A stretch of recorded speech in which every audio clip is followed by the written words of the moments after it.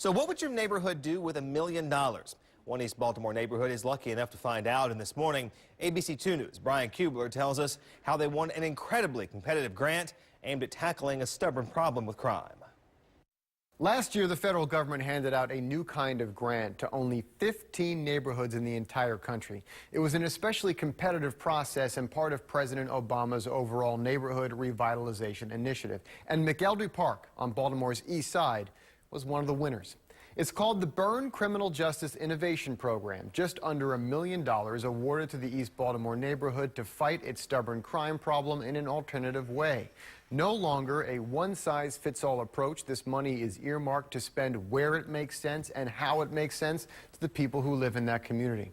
You will not see this money go toward more police or crime cameras, rather a holistic approach to what has been ailing this area for upwards of 20 years.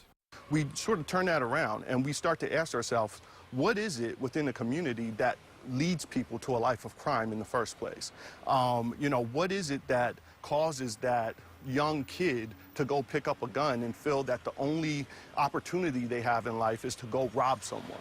Now tonight at 11, we will dig into how the community is deciding to spend this money and why the city thinks this approach can work to turn around an area that's been on the decay for nearly 20 years. We will also explore how, if this works, it may open Baltimore up for even more federal support for a larger area of East Baltimore looking for its own renaissance.